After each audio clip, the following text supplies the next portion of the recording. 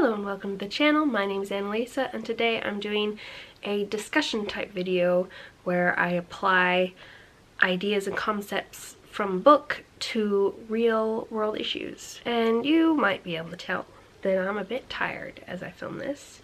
I've not been doing anything except I went shopping with my mom for the essentials of tissues and potatoes of all things. But I have this reaction to the sun and generally to the heat, and I live in the Tri-Cities where those are both very common things, even though it's only April. But I would like to film this video because I anticipate being tired for a while because the sun's not going anywhere. Hopefully though, I will be able to time a fair number of my future videos to be at specific days and times in which I'm not tired, so this doesn't have to be the new norm. But for today, this is what you're getting. Also, yes, this is the same shirt I was wearing in the last video, even though this is not being filmed on the same day, because I just really like this shirt. Anyway, this video was prompted by reading Moon Called and Blood Bound by Patricia Brigg. If you don't know of her, Patricia Brigg is a quite prolific author who has written quite a lot, and the first book that I read, Moon Called, was published in 2006, and she's been writing ever since, and it's actually an ongoing series. The most recent book came out this year or last year, I think, at 12 books now. Oh, also my nails are hideous. Not because of actually the nails, but the nail polish, and that's also just gonna be that way. And I'm gonna show you the two covers of Moon Called and Bloodbound, and I'm gonna give you a second to guess what genre they are and why I knew about them for quite a while but have not read them until now, even though they are set in my city, which was quite exciting because nothing's ever set here. Yeah, they look like really trashy paranormal romances, don't they? But they're not. They're paranormal adventure mystery novels, and supposedly we'll get more into the romance further in the series, but at the moment the romance is very much a subplot, like a sub-subplot. It's way down there on the list of priorities, and there are 0 sex scenes in either of these books. For contrast, these are the covers of Akamath and Akawar. Do these look like erotica? Not so much, but if you've read them, you'll know. Covers sometimes don't tell the whole story, or even a slightly accurate bit of the story. One more moment of complaining about the covers before I attempt to get to the point. She doesn't even wear clothes like this. It's not like she's a person who just doesn't have sex but likes to dress like this. She doesn't dress like this either. She's a mechanic. She wears sensible clothes and comfortable clothes, but this does have a few paranormal romance elements in that there are 2 alpha type werewolves interested in our main character, and that's where we have the lycanthropy versus mental health problems as an excuse for bad behavior topic that I'm going to tell you about. So recently it was re-brought up on Twitter how some people will use their mental illnesses as an excuse to treat people badly, slash have bad behavior in general. And that got me thinking about my own mental illnesses and my own neurodivergencies that aren't exactly illnesses, and also about how I've seen mental illness portrayed in books. And what the person who was complaining about the excuse factor was talking about is when somebody says, oh, I couldn't help blowing up at you, for example, is the most common one, or yelling at you, or not trusting you, etc., because I have PTSD, or depression, or anxiety, etc., etc. And how there can be a crossing of the line between raising awareness of mental illnesses and neurodivergencies, and how people who have atypical brains need support and different environments in which to thrive, and that you can't expect things that are easy for neurotypicals to be easy for neurodivergents. And some people who are trying to raise awareness of that and help these people who are different can cross the line into making it an excuse it's okay to not take care of things or blow up at people, etc., because you have mental illnesses and you can't be expected to do any different. For reference, I have autism, depression, social anxiety, and PTSD. I haven't talked about the PTSD part before on this channel because talking about it is very upsetting. But I don't have a hard time talking about other people's PTSD. So for example, one way that I have seen it portrayed often in media and literature, and from what I have researched, one of the symptoms of PTSD is that something will trigger you to an extent, and then sometimes you might not be aware of it immediately because it was kind of a strange thing that triggered it rather than like seeing what happened to you happen. That can get under the person with PTSD's skin and just kind of be buzzing in the back of their mind, and then other things will happen that are just normal frustrating things that frustrate everybody, and those can take it up to the next level, and as long as it's not dealt with, it can keep sort of building in the back of the person's mind, and then if they don't deal with it, it will eventually blow at some inappropriate moment, and they will overreact to some small thing because they've got this brewing mental illness triggering going on. Caveat, I'm not a doctor or a psychiatrist, and PTSD is not one of the things that I've done a ton of research on. I've done like a medium amount of research, so feel free to correct me in the comments. Autistic people can have a similar experience where we have what are called meltdowns, and this usually is a case of things stacking one on top of the other as well. So it can start with any of the things that upset us. It could be a sensory difficulty, like being exposed to a nasty texture because we have to wear nasty clothes for an extended period, or having to eat something with a bad texture and it makes us nauseous, or having plans suddenly change, and then other things that only irritate us a small amount and we can usually handle get stacked on top of this, and for some reason we're unable to leave the situation and calm down and comfort ourselves with whatever we use, like stims, and eventually it will all add up until we have a meltdown, which tends to include yelling at the people around us, especially if we can't get away from people.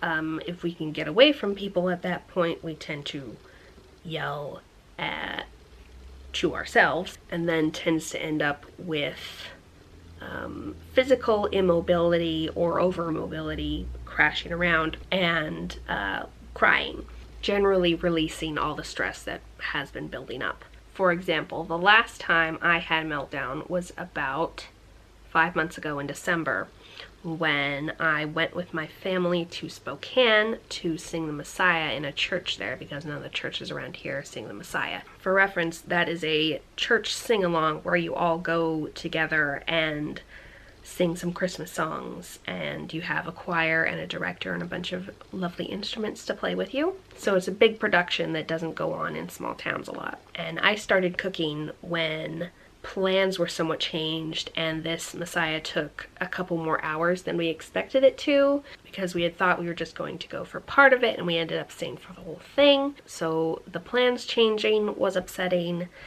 and plans changing specifically to be something where I was surrounded by people for an extended period of time was particularly upsetting. And then once we got to the hotel, other things that I didn't realize were super upsetting to me turned out to be, such as sharing a bed with my sister, because she has some neurodivergence, and the ways that her neurodivergence and mine work is that when we're around each other, they do not interact well. Such as I am a germaphobe and like everything to be very orderly, and she is like the opposite of a germaphobe and is very messy. And I am also very used to my privacy, spending a lot of time alone.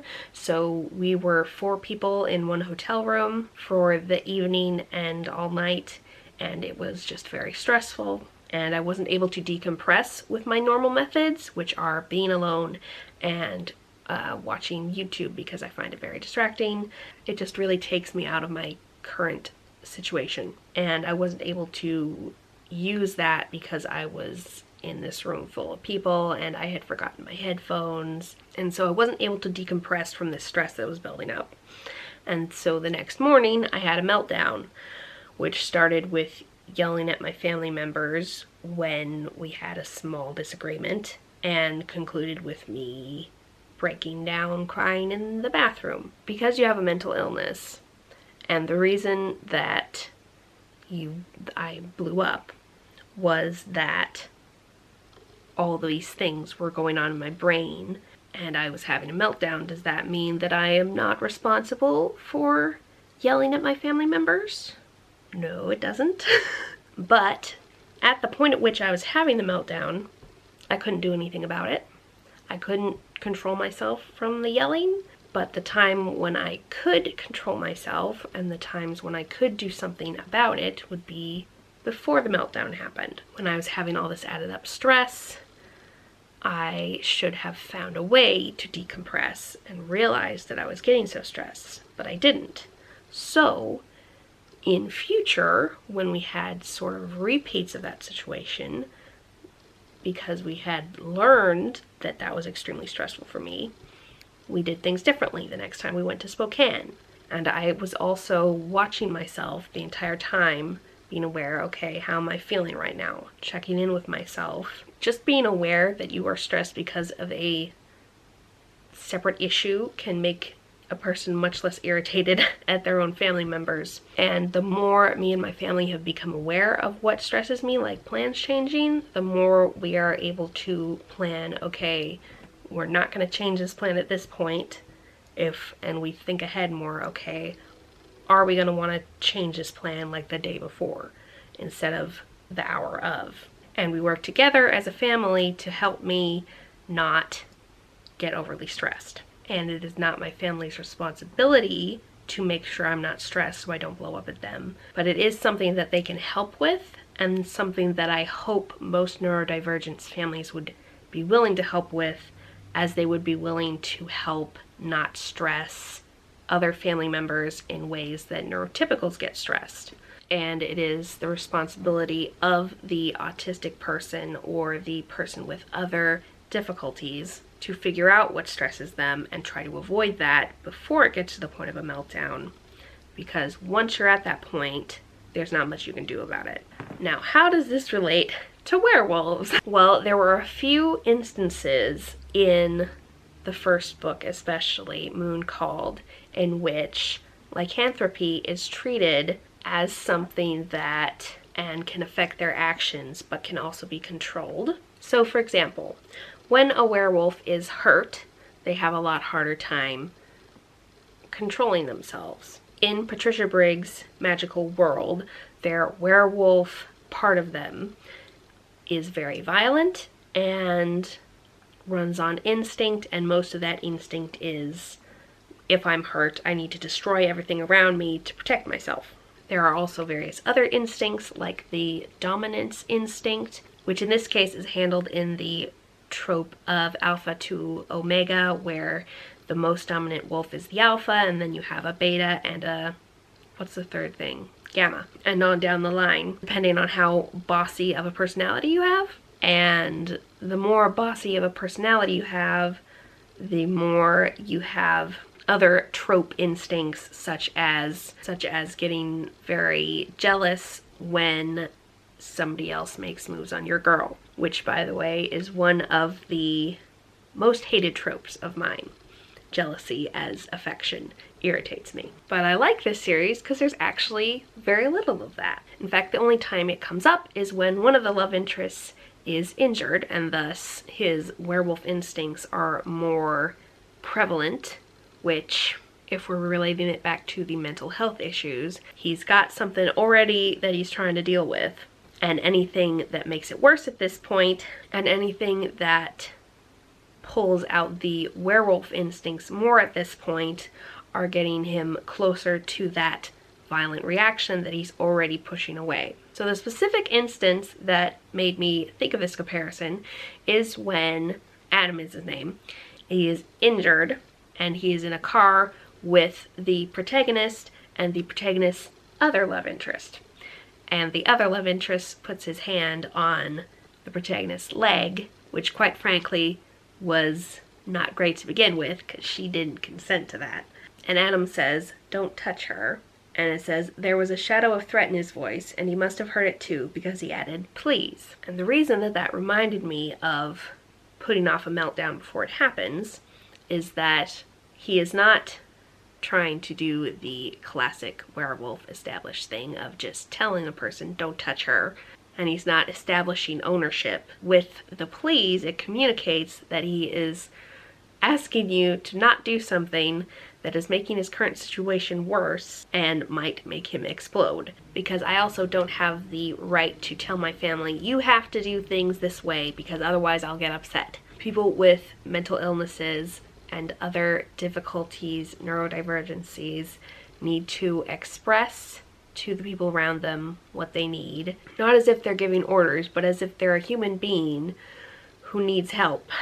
And communicating so that the other people understand how stressful this is for you, and not as if you have a right to have everything exactly as you want it, but as you have a right to manage yourself and make sure that your body and mind do not become stressed to the point of explosion. Because a lot of times in werewolf books and other paranormal stories, and even a fair amount of fantasy, instincts are used as an excuse, and they are used to say, oh, he was pushy with her because that's his instinct as a werewolf or as a vampire, and it was okay that he kissed her when she didn't want to be kissed because he's dominant and that's how he works or whatever. Or somebody who attacked somebody and ripped them to shreds because they got angry because they're a werewolf. It's their nature, they can't help it. In Patricia Brigg's stories, she makes it so they can and do help it. And I really appreciate that, because in the real world, there are a lot of testosterone heavy people and people with other difficulties who will say that they can't control themselves when they in fact definitely can. But she also makes it so that her werewolves often need the assistance of the people around them to manage these instincts, and that is also something in common with mental health. We can't just go around pretending that we are neurotypical and that things that don't stress neurotypical people don't stress us. And the more people we surround ourselves with that understand that, the less likely we are to get pushed to the point of a meltdown. And in Patricia Brigg's stories, the solution isn't to control yourself and have super willpower at the point that you're having a meltdown or at the point that you're turning into a werewolf. The solution is to make sure you don't put yourself in a situation where you get pushed to that extent. So I just really liked that different take on werewolves, and I would appreciate any paranormal romance that handles werewolves in a non-sexist, they are responsible for themselves sort of way. I am going to talk about this series a lot more in a collab that I'm doing that's not coming out till June. But for now, I will say that I highly recommend this. The world building's really good. The characters are really good. I really ship the romance. The romance that I like, the one with Adam, not with the guy who put his hand on her leg. I don't like him very much. And I really liked the mystery and adventure portions of it. I feel like those were really well done and complicated. It wasn't a simple and easy mystery. It was well thought out, well laid out, and executed, and I highly recommend you read it. Also, it's really cool that it's set in my town, and I totally know all the places she's talking about, because like when it's set in New York or even Seattle or LA or any of those places, it's like I have kind of a vague idea because I've been there, but I can place every building she's talking about. And she even talks about a speed trap that my dad has got caught in, and I really like that.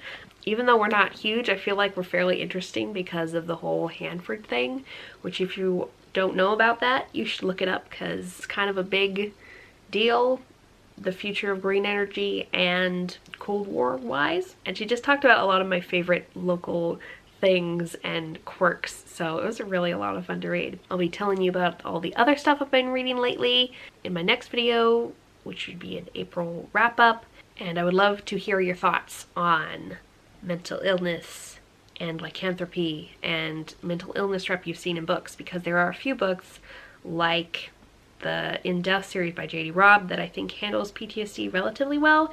It doesn't represent all of the uglier sides of PTSD, but one of the ones that it does well, I think, is the whole buildup of frustration leading to blowout when it isn't handled well. And I would love to know your thoughts on that kind of representation in books and other ways that we can relate books to our daily lives, because that's my favorite thing.